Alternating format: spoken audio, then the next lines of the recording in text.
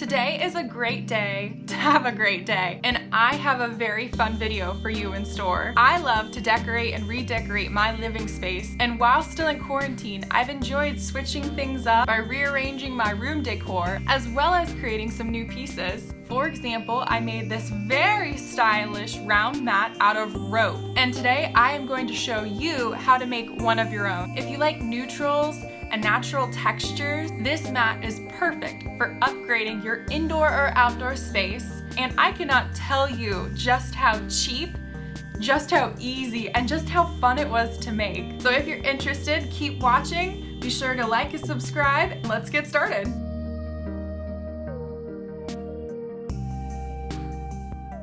I have created links to the materials that I used in the description below. I purchased these items from Amazon and it only cost me $22 when all was said and done. To create this coil rope mat, all you will need is rope, plastic tarp, liquid nails, and a caulk gun. So the rope I definitely recommend purchasing at least 100 feet of. You could potentially use an old throwaway sheet instead of a plastic tarp. And for the liquid nails, I assume you could possibly use a hot glue gun. It would just take a lot of hot glue.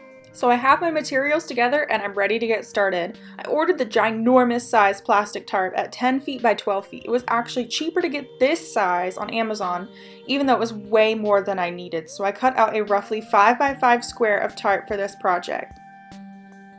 This is my first time making one of these, so I'm learning as I'm going, but you might be already able to tell that by the look on my face. As I mentioned earlier, I ordered 100 feet of Sisal rope, but you could certainly use more for a larger mat.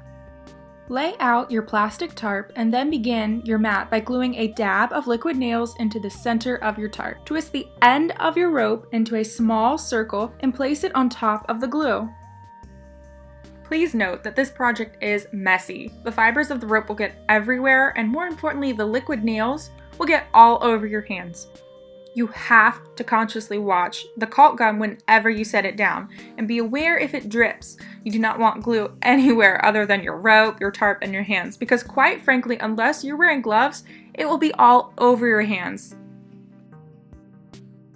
As you can see, I'm holding my initial circle down with my hand until it is dry, and thus stable enough to let go of. This is important in the beginning if you want to start off well. It's rather tedious to hold the rope down with your hand, but once you get started, you can use weights to hold your rope in place while it dries. I just so happen to have these 3-pound free weights close by, so I used those, and they turned out to be pretty handy.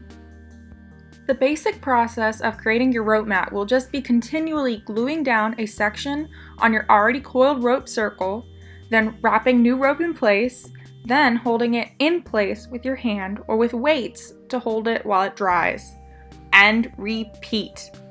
I found this cycle to actually be really fun once I got the hang of it. Remember to apply liquid nails to both the tarp and the edge of the coiled rope, not necessarily at the same time, and not necessarily in one continual unbreaking line. I actually glued my rope down in sections, a little bit on the tarp here, a little bit on the rope there, section by section, and it worked with positive results, and I definitely was able to finish my project without running out of glue. One thing that I learned in the middle of making my rope mat is that I should have wrapped my rope in a ball at the very beginning, like a yarn ball for those of you who knit and or crochet. This would have saved me a lot of stress while I was simultaneously untangling my rope while holding my mat together as it dried.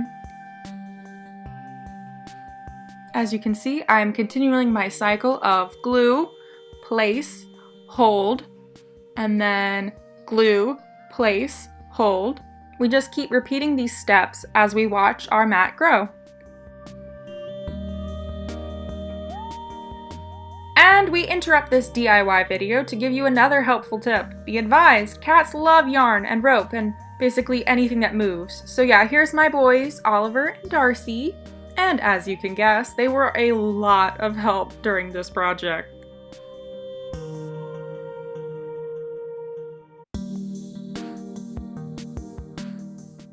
So we go back to coiling our rope in a circle.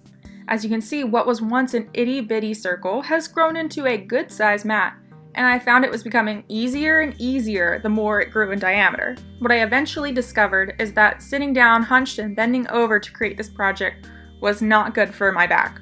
So I want to be sure to advise you to be conscious of your back as you create this project and take care of yourself as you see fit, whether that's making this at a table or intentionally taking breaks. So as we near the end of our supply of rope, do not be afraid to use up as much liquid nails as you want here.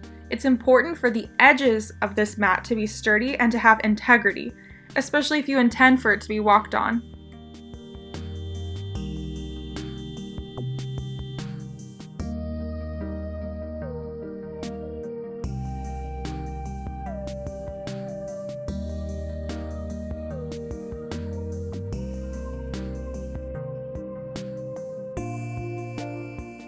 And here I am finally gluing down the very end of my rope. Make sure that you apply extra liquid nails to the tip of it to prevent any fraying and splitting.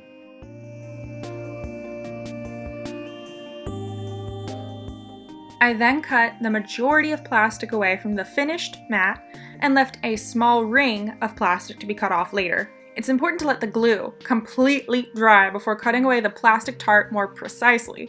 I let mine sit overnight to dry. Then I flipped over the mat and cut the plastic off from the edges so that no plastic was showing when the mat was right side up. It should go without saying, but you will need to leave the plastic glued under the mat to help hold it together.